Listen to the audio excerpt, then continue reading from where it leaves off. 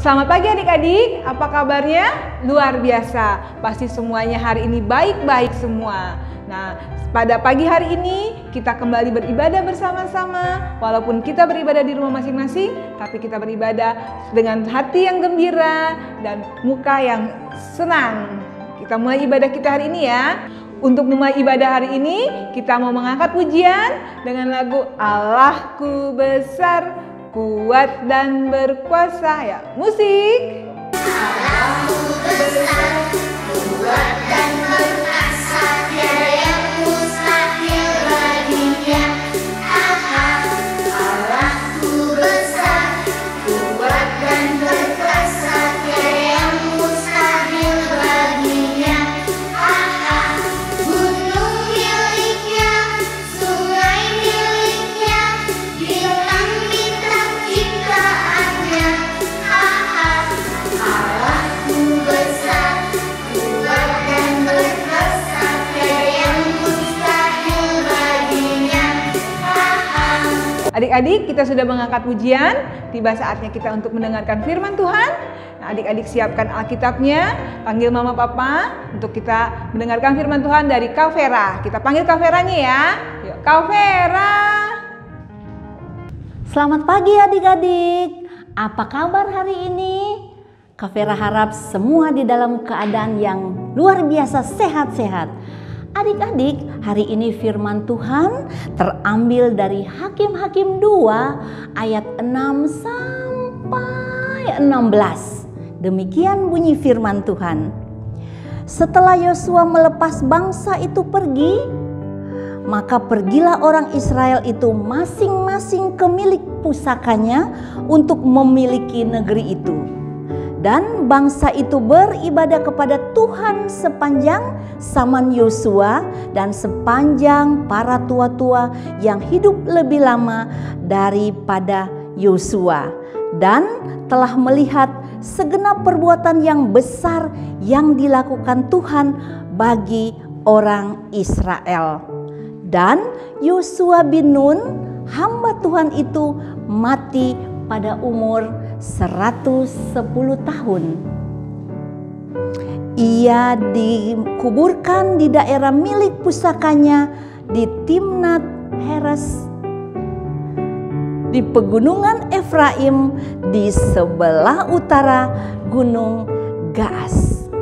Setelah seluruh angkatan itu dikumpulkan kepada nenek moyangnya, bangkitlah sesudah mereka itu angkatan yang lain yang tidak mengenal Tuhan ataupun perbuatan yang dilakukannya bagi orang Israel.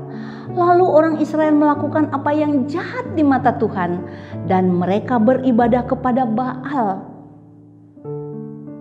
Mereka meninggalkan Tuhan, Allah nenek moyang mereka yang telah membawa mereka keluar dari tanah Mesir, lalu mengikuti Allah lain dari antara Allah bangsa-bangsa di sekeliling mereka dan sujud menyembah kepadanya, sehingga mereka menyakiti hati Tuhan. Demikianlah mereka meninggalkan Tuhan dan beribadah kepada Baal dan para Asyitoret. Maka bangkitlah murka Tuhan terhadap orang Israel.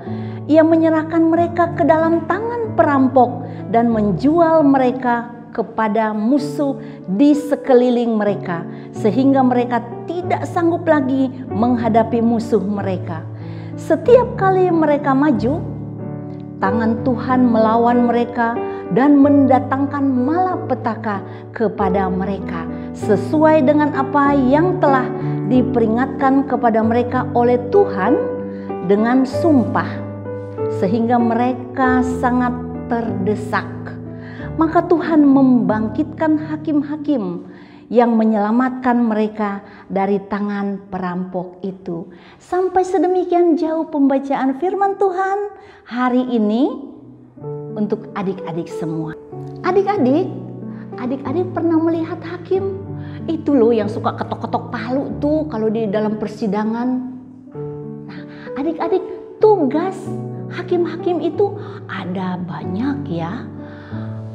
Pertama, dia mengetok palu membuat keputusan bersalah tidaknya seseorang.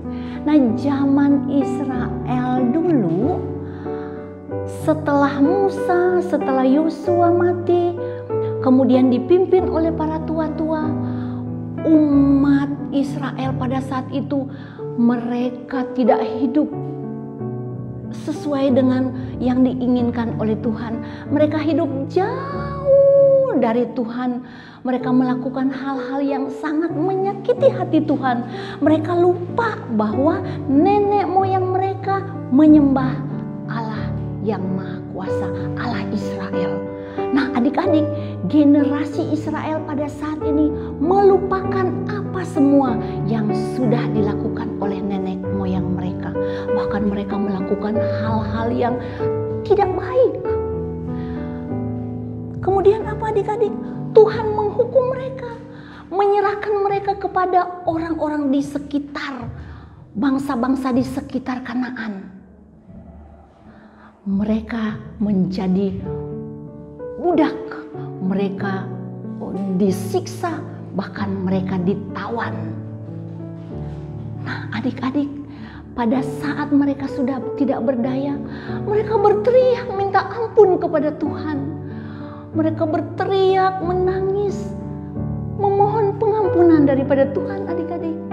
Kemudian Tuhan membangkitkan dari antara orang-orang Israel itu hakim-hakim yang bertugas untuk yang pertama. Salah satunya adalah mengajak umat Israel menyadari kesalahan mereka, menyadari dosa-dosa mereka. Kemudian mereka bertobat dan takut kepada Tuhan, kembali lagi menyembah Allah yang disembah oleh nenek moyang mereka. Yang berikutnya, memimpin umat Israel untuk berperang mengusir musuh-musuh Israel. Dan karena mereka sudah bertobat, sudah diberi pengampunan oleh Tuhan, maka mereka mendapatkan kemenangan. Adik-adik, apa yang akan kita petik dari cerita hari ini? Nah, adik-adik, saat ini kita masih di dalam situasi pandemi COVID-19. Tentunya adik-adik di rumah mungkin rasa bete, rasa marah, rasa kesal karena tidak bisa bertemu dengan teman-teman di sekolah, tidak bisa bertemu dengan guru-guru, bahkan tidak bisa bertemu dengan tukang jajanan yang ada di sekolah. Iya kan? Nah, adik-adik, untuk saat-saat seperti ini di mana adik-adik sering marah-marah, sering menggerutu, sering menangis, marah-marah terus, marah-marah melawan mama dan papa karena akibat pandemi seperti ini kalian tidak bisa bebas. Ya, adik-adik yang biasanya setiap hari Sabtu atau hari Minggu pergi ke tempat jajanan atau kemana gitu, jajan ini, dan jajan ini.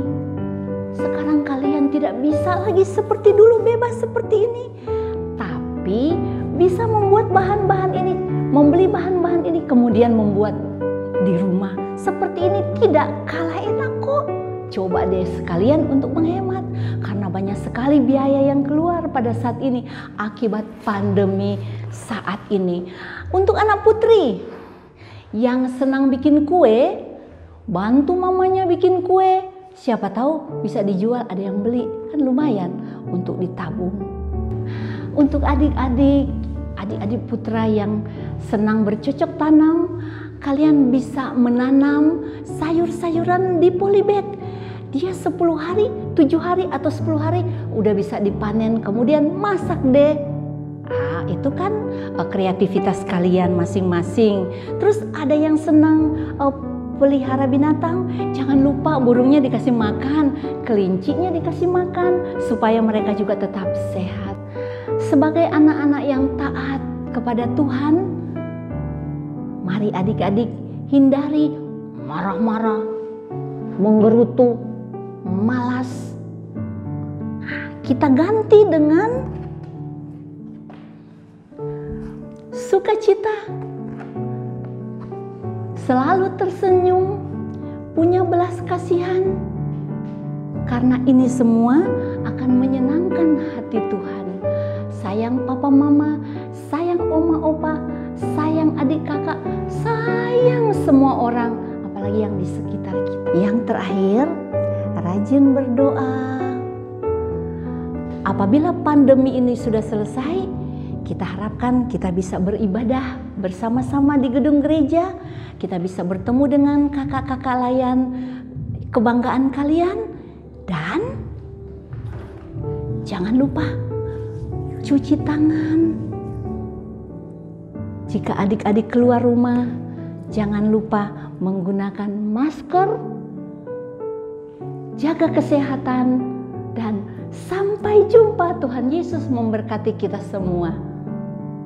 Adik-adik, tadi kita sudah mendengarkan firman Tuhan yang mengajarkan kepada kita untuk menjadi anak-anak yang takut akan Tuhan.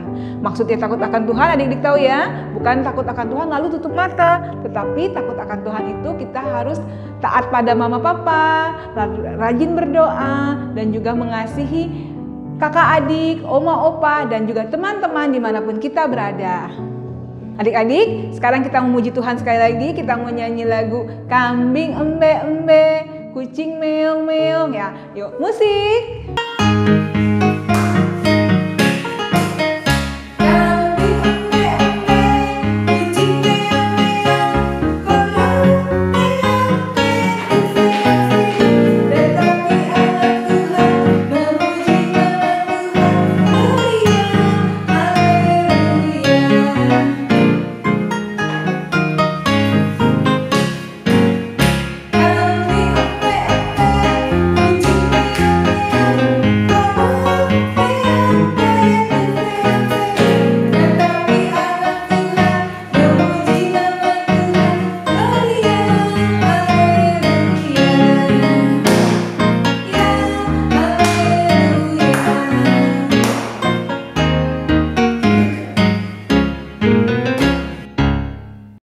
Adik-adik, ibadah sudah usai, mari kita berdoa.